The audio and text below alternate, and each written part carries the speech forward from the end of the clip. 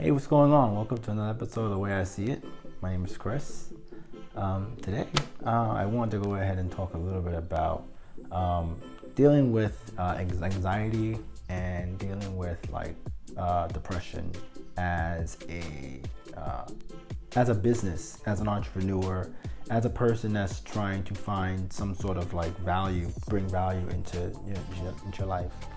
So if you remember some of the videos I talked about in the early weeks, was that a business isn't successful until it actually becomes it understands the value it brings to its customers. So without going too broad, you can just talk about if you live here in the States, you might see maybe some guys outside in the corner selling DVDs. Back in the day, they'll have these DVDs laid out on the ground, and the DVDs was pretty much the DVDs was actually something that was from movies, maybe the popular movies that just came out. Now these movies were illegally copied. Somebody would go into the movie theater, record something, watching it, and then they would make a whole bunch of copies and sell them outside.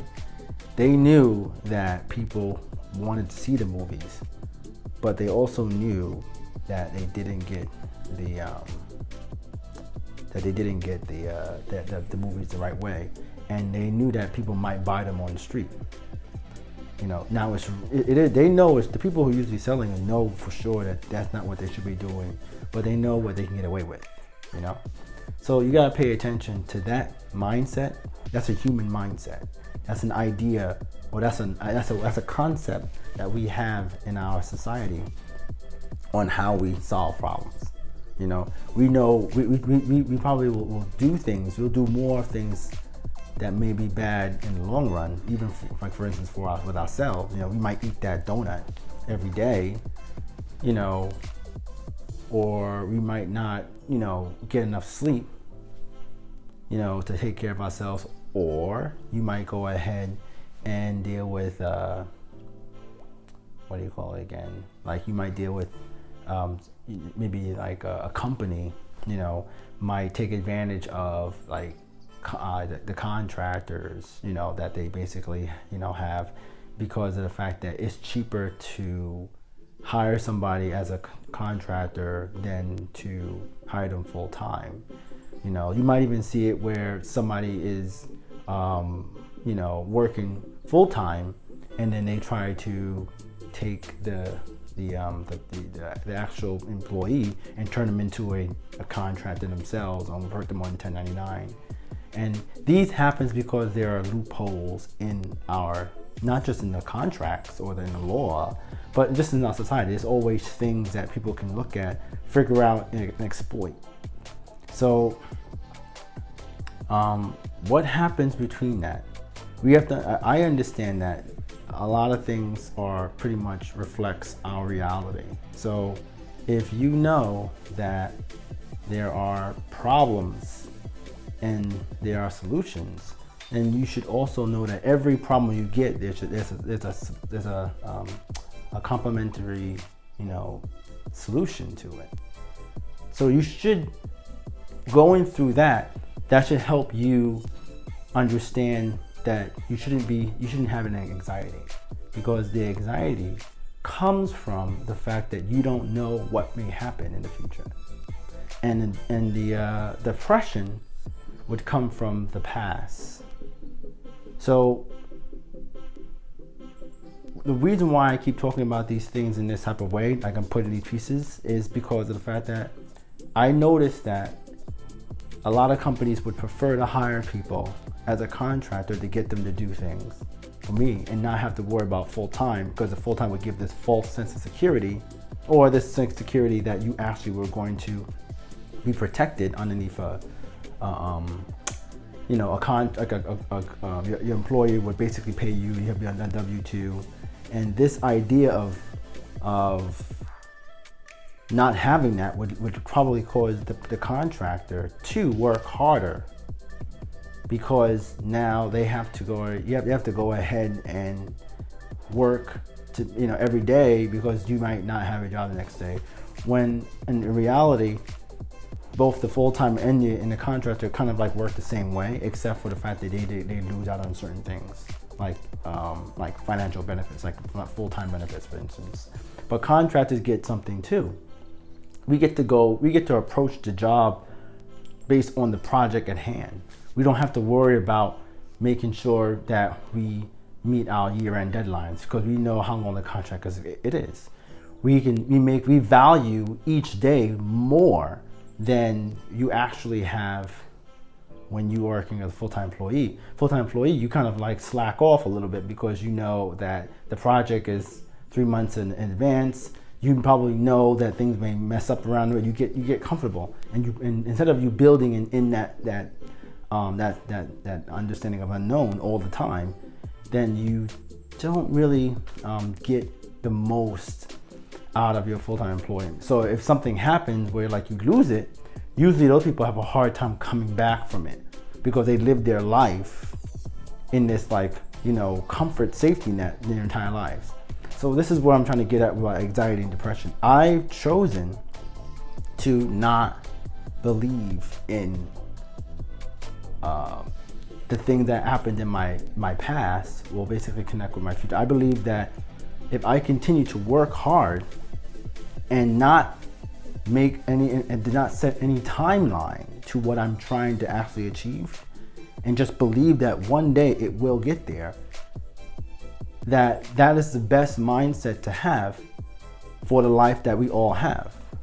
So I'm gonna go ahead and just talk to nine things that you should basically focusing on. People who usually has trouble with anxiety or depression usually have trouble sleeping. You usually have irrational sense of fear. You think that the reason why you might not get that call is because of the fact that they don't want to talk to you, when honestly they probably just so busy they don't have time to get in touch with everybody. You might get muscle tension or chronic indigestion. You usually are difficult to talk to people face to face. What do you call it again? Panic attacks. You might have big panic attacks, flashbacks. Maybe like people in the military might have PTSD, post-traumatic stress disorder, compulsive behavior, and self-doubt. And the thing about it is that I think that one of the things I actually used to have when I first started working as a contractor and having to deal with the building, talking about building my own brand, was the initial of irrational fear. That sometimes that you don't get something done, it's not because of the fact that you don't necessarily get, you're not getting the actual, they're not responding back to you because they don't want to talk to you. It's because maybe they just want, they probably are busy and don't have time to answer all the calls the way they may expect it to be, And I think another one, I take another one, self-doubt. I used to have self-doubt when I first started, doing working as a programmer. I kind of felt that I couldn't do anything, that there were so many things I had to get done, there was no way for me to get done. But I was able to complain, or not really complain, to express my feelings to my one of my managers. I was working at this company called NAPW, and my manager was really great at explaining to me that just break it down into small pieces and make sure that you actually are learning each piece. Then you can always put the pieces back together again. And that was a great way of understanding, not only building out working on features or projects at work, programming projects, that also worked with everything else in my life. I started to figure out that if I wanted to work out, I would start working out small bits at a time. Every day, just doing just enough to make my mind want to do it every single day. And then I would work on learning a new language. I focused on a little bit every single day rather than trying to handle the whole thing at once every day. And one of the things about that was that it helped me was that over time, I can see the progress, not because of what I actually said, but through I used to take these tests, these GLPT every single year, and I noticed how well I gotten with the tests. Like I've gotten really good, you know, meaning that not because of the fact that like I actually was able to pass a lot of the parts of it and do well over time when I actually worked on it. And then the things I didn't see on the test, I actually was able to see in myself. And I feel like your beliefs in yourself really propels on how well you are in life. So that brings me to one of the last things. It's going to be the 9 tops that I'm going to basically bring up. Was like understanding the need. You want to condition your brain to actually know what you want. Actually want to start saying what you want your mind to believe. Basically, it's like, you ever heard the term spelling? Where this the prefix word spell is kind of comes from that, like spell, you know, I'm casting a spell. So spelling is basically when you're saying something, it goes back into your mind, and you're kind of like conditioning your mind to say, I am gonna get through this. I am gonna have, you know, the things I want. This problem right now is just a problem right now, and you'll move through it again. And you just keep doing this every day. Even if you went ahead and you start looking in the mirror. But your mind takes in, is so powerful, and really is, it's really powerful. I can't go over it. Let me just quickly get this done. So expect friction, meaning expect problems that will occur all the time. Do not expect any results. Don't look for results. The results will just come. Be realistic. Make sure that whenever things don't go right for a certain amount of time, make sure you look back at them and try to see, is this possible? Can I get all this done today? Can I get this done next week? You know, it may take 10 minutes. It may take 10 years. I mean that. You want to set time limits. Telling you guys get one of these little watches. I keep my little timer on it, 15-minute increments. So I know when I'm going into deep thought, I'm not paying attention to time really. Time is just like an illusion. So it helps me to bring me back into the world to say, hey, it's time to do something else. You can't do this all day. Get uncomfortable. Always make sure that you have a little bit of comfortability all the time. Because remember, if we had talked to you about that before, like, you know, the life is just a bunch of crests and troughs. You know, like we talk about the circle is pretty much, wow, yeah, that's great. So and I was taking calculus back in Stony Brook. I actually went ahead and took this class where we talked about the circle. And when we were able to take, you know, sine and cosine, you would show you like how the different waves lengths are, and where they and how they actually propel a circle. And if we look at our lives as a circle, then we understand that the problems that we might be getting right now doesn't allow us to think in the future that this is going to always be that way.